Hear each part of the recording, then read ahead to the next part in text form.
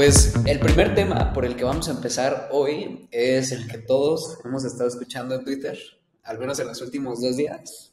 Cuando pensamos de hecho en grabar esto, habíamos hablado del modelo Da Vinci, que es algo que salió recientemente y que literalmente 2 días después salió como ChatGPT, que es lo que está generando demasiada sensación en todos lados. Bueno, al menos en la esfera tecnológica de Twitter. Entonces, seguramente las personas que nos están escuchando han escuchado de ChatGPT. Así que, ¿por qué no empezamos, Andrés, por contar un poco qué es como tal este update con relación a lo que venía haciendo ya OpenAI y entender un poco qué significa, qué podría significar para los fundadores? Sí. Yo creo que esta nueva funcionalidad, o no sé, no es una funcionalidad, es una plataforma, es realmente revolucionaria para Internet. O sea, efectivamente yo creo que marca un antes y un después. En especial esto del chat, el chat GPT.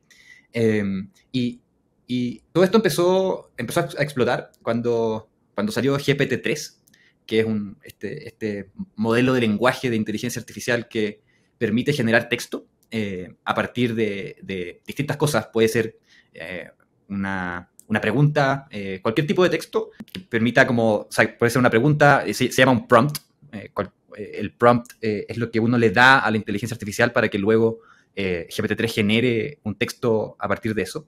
Y con eso ya se generó suficiente revolución. O sea, hubo muchos comentarios y muchas utilidades prácticas de esto. Muchos negocios se empezaron a basar en esto.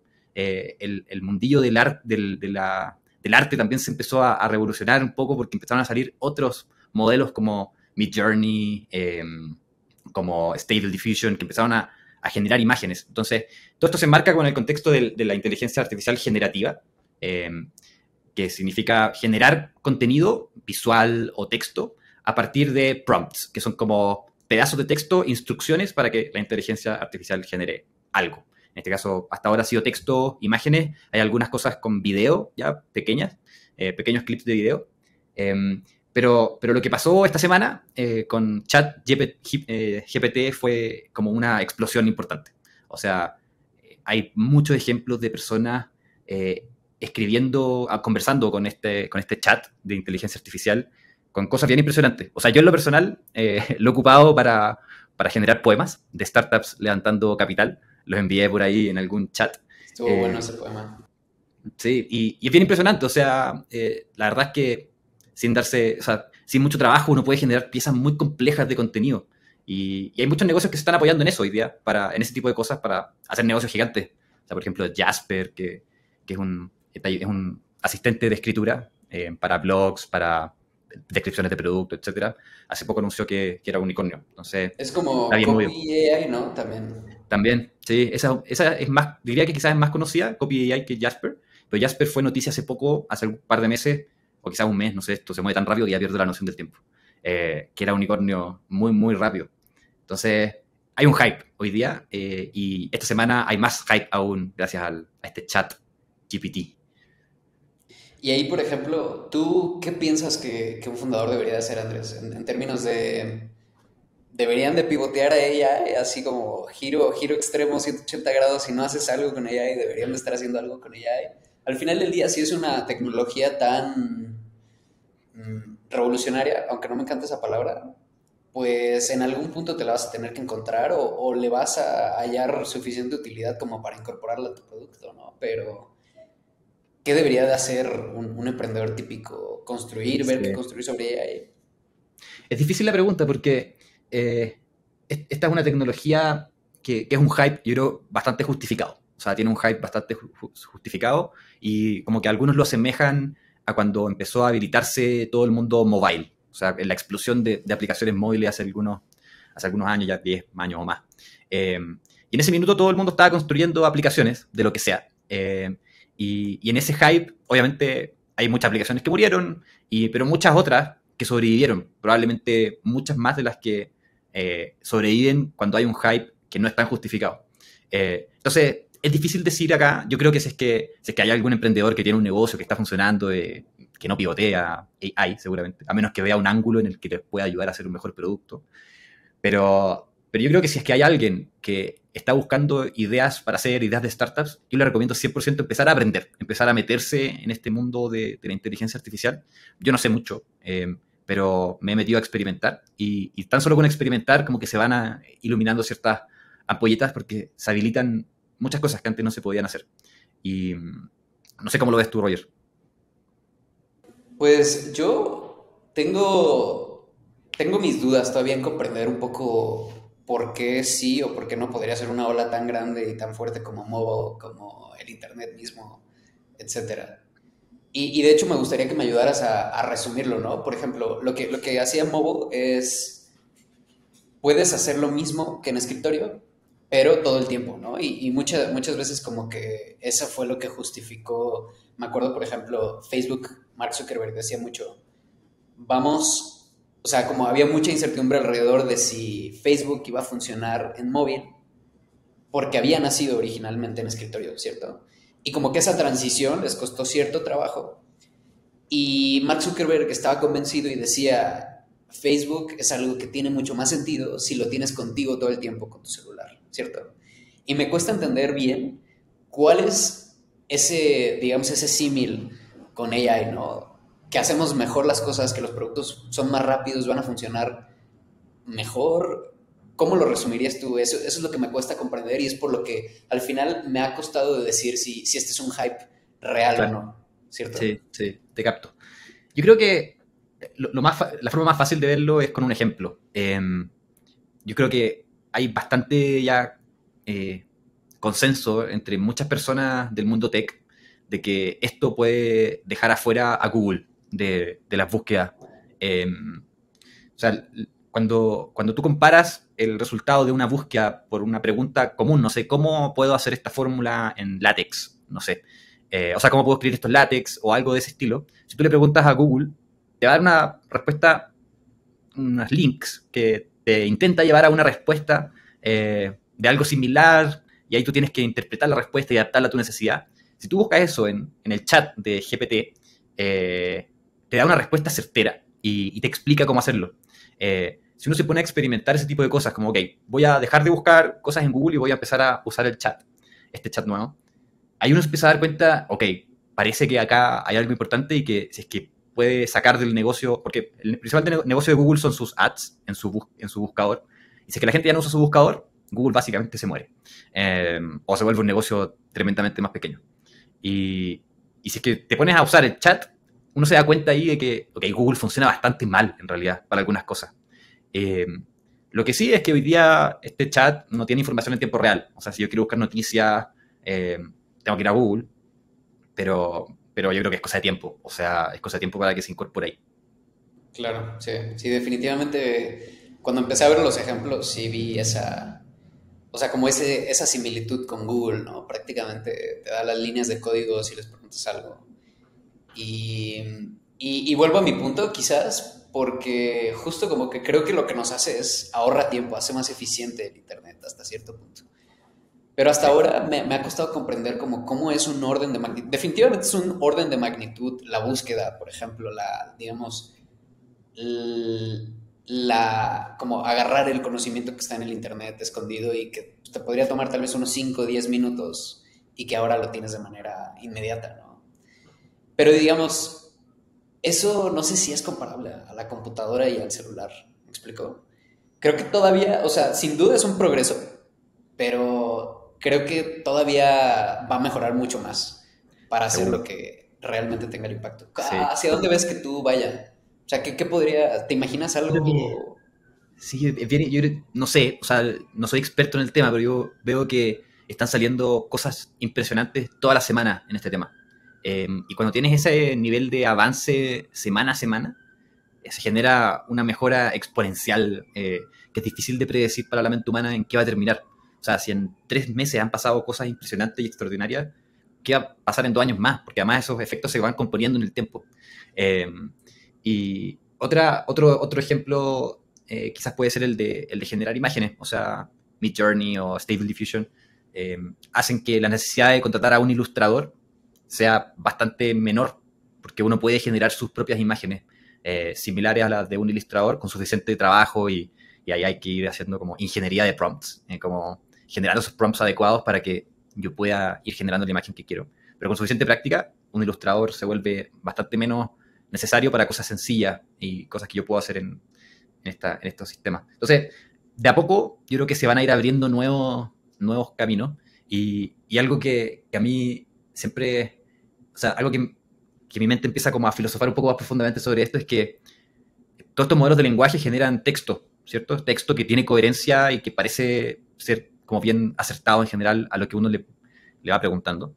Y al final, la mente humana, en gran parte, la parte lógica de la mente humana es ese texto interno mental que uno tiene, ¿cierto? Como esa voz interior que uno va generando texto, en el fondo, en tiempo real, en base a los inputs que a uno le van llegando desde afuera, o quizás incluso recuerdos y qué sé yo. Como el texto de tu conciencia, dices, ¿no? Así como El la texto de la voz que conciencia. tienes. Sí. Yo creo que el lenguaje y el texto, al final, son como la parte más compleja, una de las partes más complejas de la mente humana, porque, no sé, recordar un sonido o una imagen no es tan complejo como mentalmente hablando, sino que generar ese texto y esa lógica para hilar texto mentalmente y poder hablarlo, y yo creo que es un paso importante como en la dificultad, como en el desarrollo humano, mental, y que ya lo puedan estar haciendo esta inteligencia artificial de forma acertada, me lleva a pensar que estamos más cerca de lo que pensamos de inteligencias artificiales ya que esas que de las películas. No necesariamente que nos vayan a matar,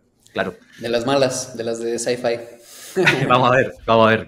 Es difícil saber en qué terminar, pero no creo. Pues sí, creo que en este caso, o sea, yo digo, todavía se siente early, creo que por lo menos ya queda claro que hay casos de usos bien concretos y bien útiles, o sea, completamente utilitarios, productivos, etcétera.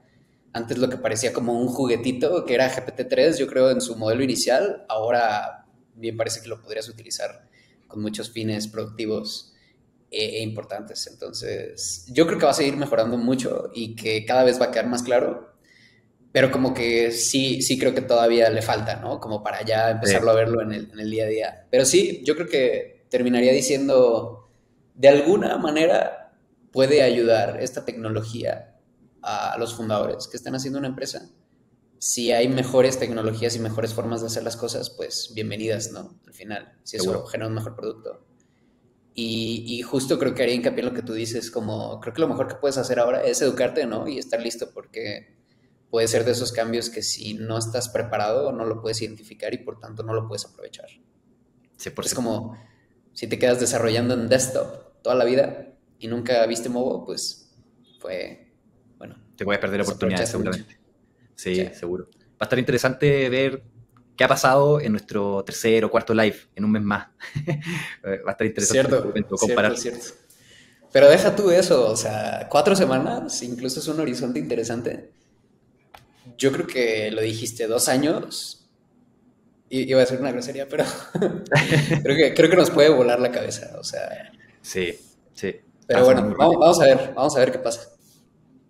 Bien, pues vamos a tocar el tema de Apple. Últimamente ha estado en controversia que Apple básicamente es como hizo App Store, esencialmente es un impuesto al Internet, un impuesto a las plataformas móviles, a cualquiera que quiera hacer algo, y en lo particular esta semana salieron varias quejas, ¿no? Una de Elon Musk, si no mal recuerdo, y que luego ya dijo que conoce a Tim Cook, y que fue un malentendido, y que no sé qué, pero yo creo que la causa es muy legítima y existe. También habló de eso Spotify cuando intentó lanzar su feature de audiolibros, que de hecho ya la lanzó en Estados Unidos. Y luego me parece que Coinbase, ¿no? También, entre muchos otros que se han quejado históricamente. Y de todos los días los fundadores que yo creo que escucho que no les aceptan la app en la App Store, que tienen un montón de problemas. Y pues al final del día es una plataforma que no se puede ignorar, ¿no? O sea, si quieres llegar a ese, no sé cuántos dispositivos Apple haya, iPhone, etcétera, pero si no mal recuerdo debe estar por los órdenes de 1,000 millones de personas, por lo menos, ¿cierto? Sí, seguro. No lo puedes ignorar, ¿cierto? Al final del día tienes que interactuar de alguna manera con ese ecosistema junto con las otras plataformas.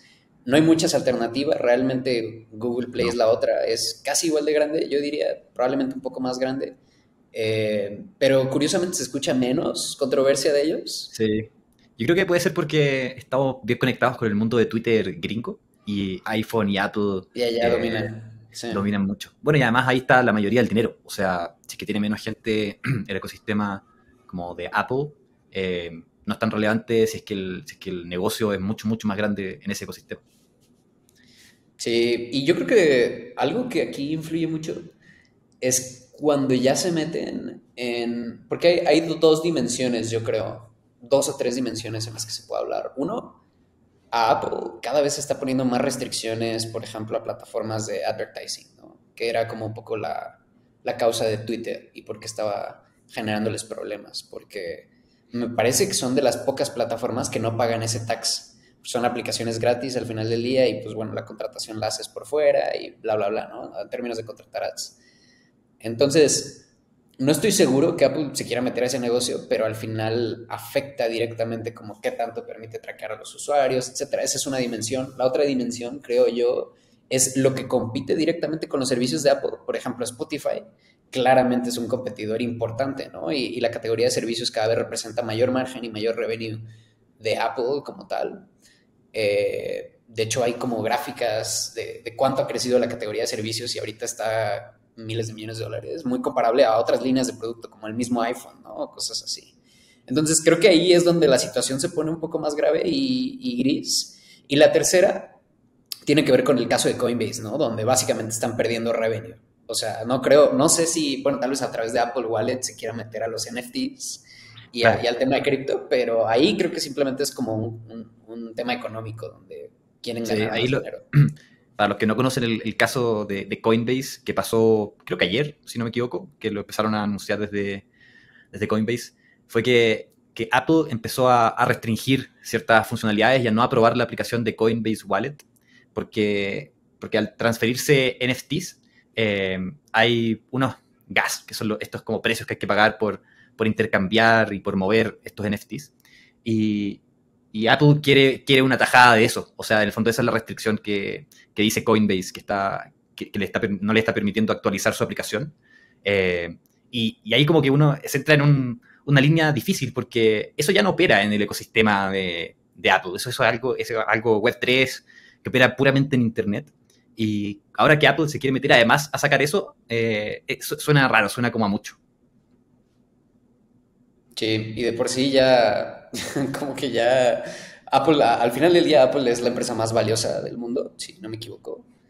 Sí. Eh, Tiene un monopolio o al menos un oligopolio espectacular en términos de dispositivos, en términos de servicios, en muchas maneras.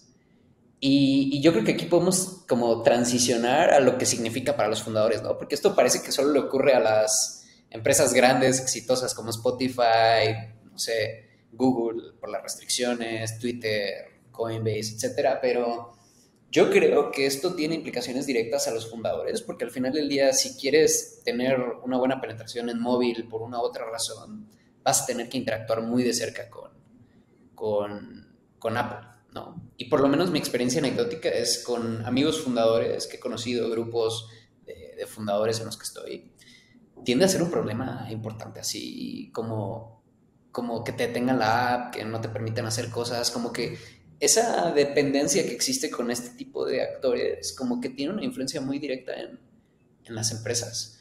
Tú, Sí. Andrés, ¿qué les aconsejarías? ¿Ves algo que directamente impacte a un fundador en etapa temprana que está por lanzar o algo por el estilo? O sea, un efecto muy obvio y evidente y rápido que se va a topar un fundador que quiere lanzar algo en, no sé, iOS, en el App Store, es que se va a demorar 5 veces más de lo que pensaba en liberar su aplicación. En general, Apple es súper, súper estricto y restrictivo respecto a las políticas y las aplicaciones tienen que cumplir con ciertos requisitos. Y si no, no tienen ningún problema en detenerte y no les importa nada. Ahora, ¿qué puede hacer un fundador al respecto? La verdad es que está difícil. Yo creo que no hay mucho que hacer. O sea, hoy día iOS es el sistema operativo móvil más relevante en revenue, al menos, como en la cantidad de revenue que genera para desarrolladores y para gente que publica sus aplicaciones ahí. Y no hay mucha escapatoria. Y, y yo creo que por ahora hay que lucharlo con, como públicamente, o sea, haciendo un poco de activismo, yo creo. Y nosotros como personas, yo creo que no tenemos tanta influencia como los grandes magnates como Elon Musk, pero igual siempre todo suma.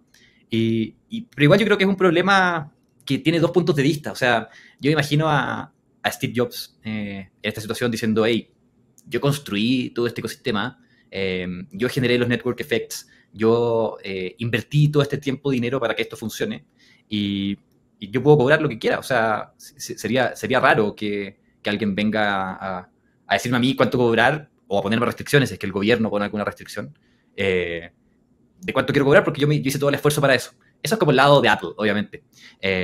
Y es una visión válida, pero claro, eso no beneficia al bien social general. Y ahí para los fundadores, para los que no saben, Apple cobra un 30% de los ingresos a todas las aplicaciones que ganan más de $1 millón a través de suscripciones o de pagos a través del App Store. Lo cual es una brutalidad. O sea, es un 30% de impuesto básicamente a una de las fuentes de monetizar Internet más importantes. Y bueno, y si ganas menos de $1 millón, creo que te cobran un 15%, algo así. Y eso lo implementaron hace poco. De hecho, bueno, hay un caso bien famoso, el caso de Fortnite, que se decidió a no pagar, y lo que hacían era llevar a los usuarios a pagar en su página web. Y eso violaba las políticas de Apple, y en contra de eso, entonces lo sacan. Y fue un caso bien famoso. Cierto. Hasta hicieron el video de Sí. su campaña famosa, ¿no? Ahora que lo Sí, recuerdo. tal cual. ¿Y qué pasó ahí, No me acuerdo. O sea, al final... No sé qué pasó. No me acuerdo. Yo creo que parece que no están en el App Store solamente ahora. Esa es mi sensación. O quizás estoy equivocado, pero no le seguí la pista. Sí, yo tampoco, pero me suena a que, digo, no tratemos de especular demasiado, pero me suena a que aún así le ha ido bien al juego, ¿no? O sea, realmente Sí, no creo que eso se haya seguramente. destruido. Pero debe ser un negocio mucho más pequeño ahora. Me imagino. Especulando, o sea, no sé. Sí, estos como grandes actores monopólicos, estos Big Tech, como sin darnos cuenta, ya son como naciones-estado en Internet. O sea, un gobierno pequeño, como, no sé, el gobierno de Chile, por ejemplo, claramente es mucho menos relevante y mucho menos poderoso que un Apple, obviamente. En el fondo, incluso uno podría empezar a especular como las Big Tech en su conjunto ya son súper relevantes comparado con países grandes del mundo. Y estos países, estas naciones estados de Internet, están cobrando un impuesto, básicamente. Un impuesto en esto que se suponía que iba a ser libre, el Internet, y hoy día cobran un impuesto por obtener ganancias, digamos, en el mundo del Internet. Yo lo veo complejo, pero no sé si hay mucho que hacer hoy día, por lo menos por parte de los comunes mortales como nosotros. Sí, pero tiene sentido lo que dices. Creo que si bien es cierto, y como accionista de esas empresas, creo que todos estaríamos extremadamente felices de lo que están haciendo. Y al final creo que pocas empresas logran lo que ellos logran, ¿no? Ese nivel de network effects, de dependencia, es brutal, ¿no? Es a lo que a nosotros aconsejamos y buscamos que Sí, lleguen los fundadores. Pero la realidad es que estas plataformas han tenido tanta relevancia que yo creo que ni siquiera ellos se imaginaban que iban a llegar a eso, ¿no? Al tal nivel que influyen tanto en las personas, en la economía, en todo este tipo de cosas y que creo que es la consecuencia cuando una tecnología se vuelve tan grande y tan importante. O sea, como desafortunadamente es así y yo creo que al final hay que llegar a una solución que le funcione a todos, ¿no? Creo que no sí, todos son los retornos económicos, pero bueno, es un tema complicado cuando crees en el libre mercado y a la vez quieres como claro, porque se algo eliminan bueno para incentivos. todos. Porque se eliminan incentivos. O sea, un emprendedor que quiere llegar a ser como Apple, que sabe que ya ser como Apple no es opción porque va a entrar un gobierno a restringirte un poco lo que puedes hacer. Hay un problema de incentivos ahí, pero claro, hay que ir calibrando ahí el incentivo individual con el bien social y ese equilibrio siempre está en discusión. Bueno, la otra cosa que iba a decir es, creo que no solo es relevante en esta historia Apple, y tal vez ya para ir concluyendo, sino que al final casi siempre estás construyendo sobre una plataforma, si no es que estás directamente en el Internet, ¿no? Así como que al final, de una u otra manera, para acceder al Internet, dependes de dispositivos, de plataformas, AWS, entre muchos otros actores que influyen en la cadena de suministro, ¿no?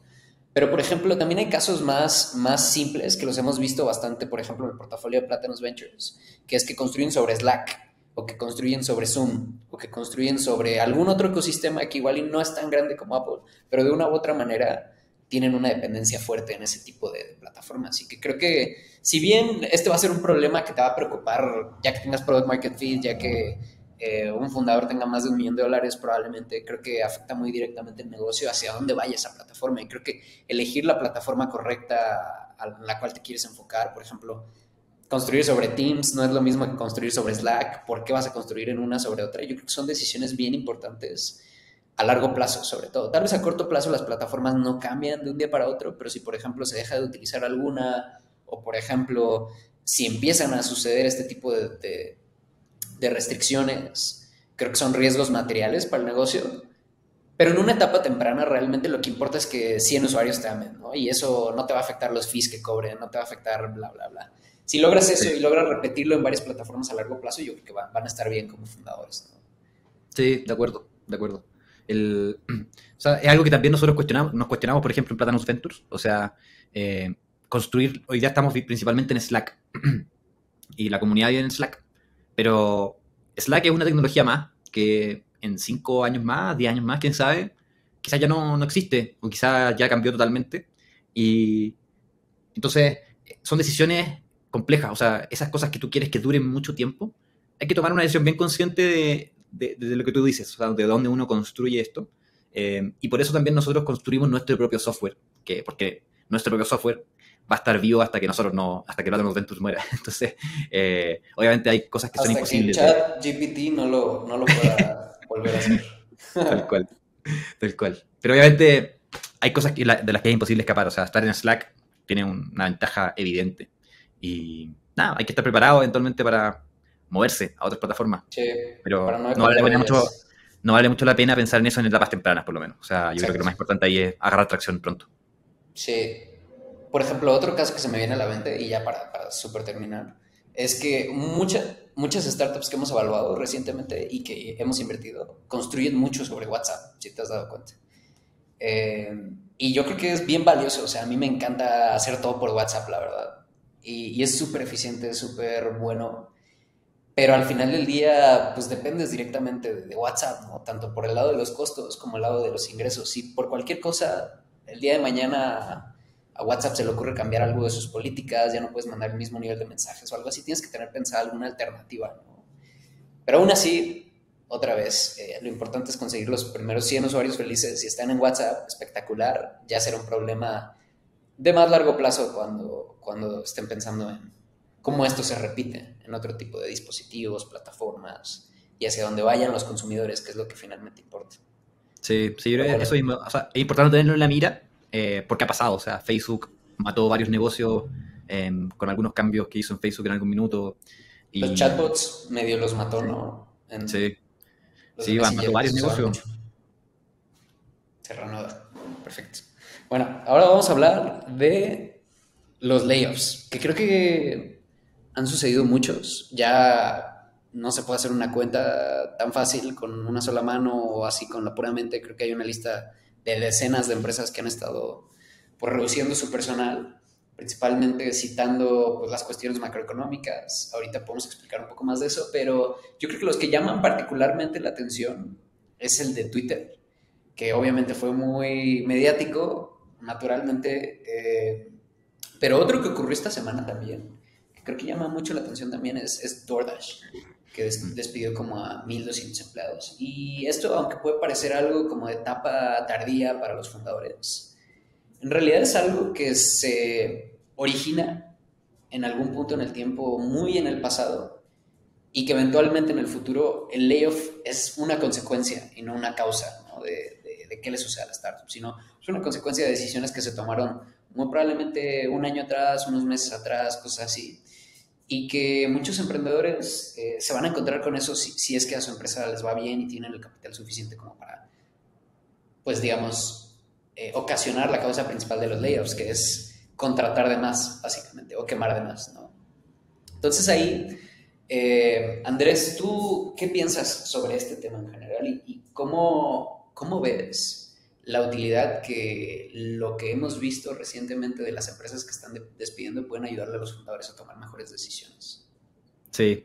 Yo creo que todo esto se ha generado en cierta parte por cómo estuvo la economía los últimos años. O sea, había mucho capital disponible por distintas razones.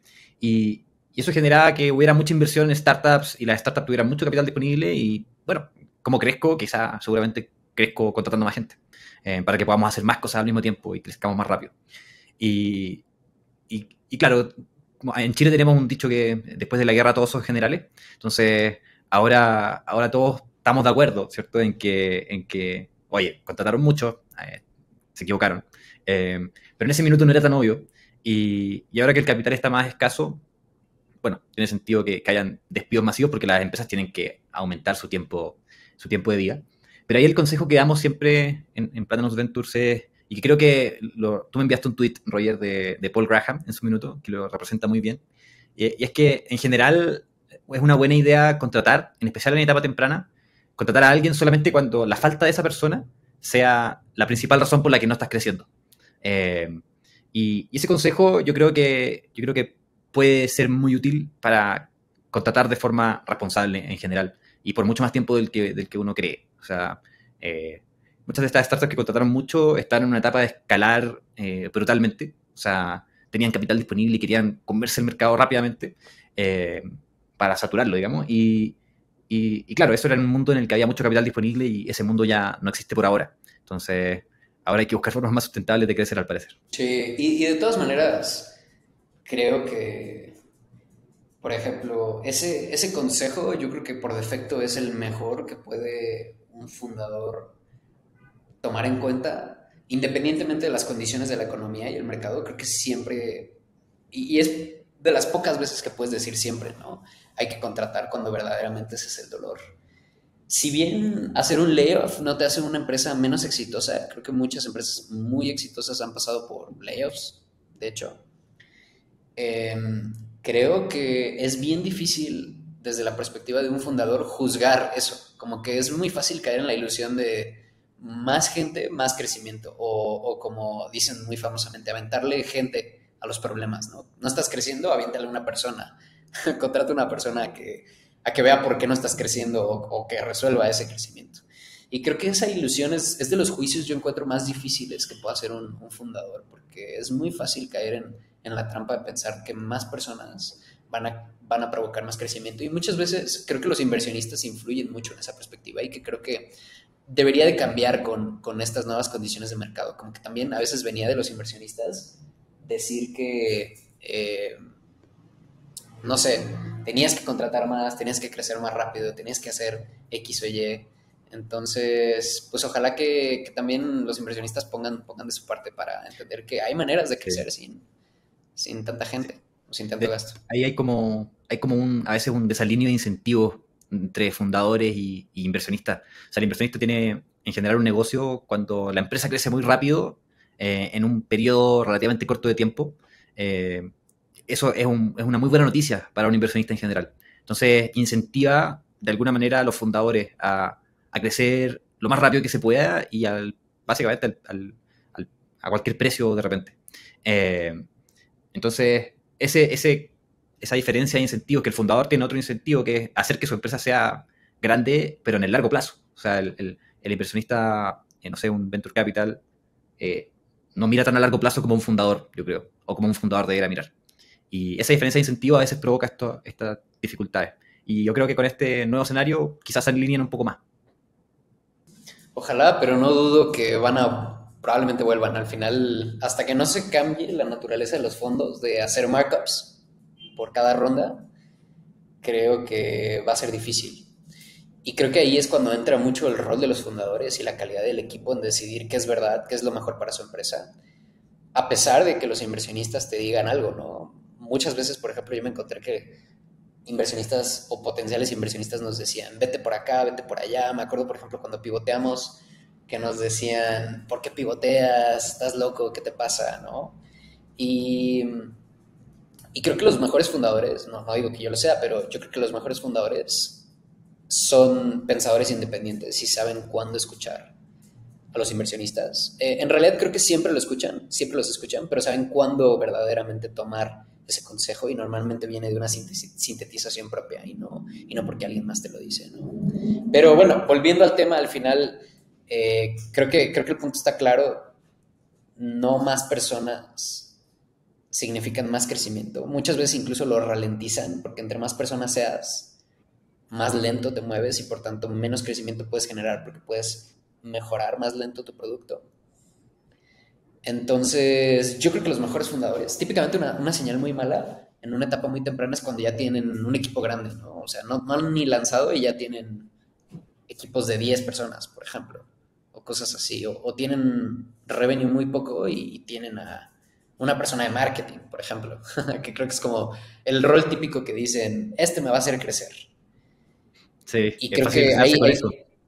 hay demasiado valor en que los mismos fundadores hagan eso, se metan a eso, entiendan los detalles y los arbustos de hacer eso ellos mismos en la primera etapa. Y una vez que ya estás en la etapa de escalar, ya puedes traer un equipo que haga eso. Sí, es divertido que muchas veces a nosotros nos llegan muchos decks y a veces en los decks sale, estoy levantando mi ronda pre-seed y un 70% del presupuesto va a ir a marketing. Y yo, no, ¿por qué? No hagan eso. O sea, en esa etapa gastar en marketing en general es una mala idea porque no te va a hacer crecer de manera sustentable y de la forma que uno querría en el tiempo. Así que muy de acuerdo. Que al final es otra manera de provocar layoffs, ¿no? Nuevamente, Sí, son decisiones que se toman antes.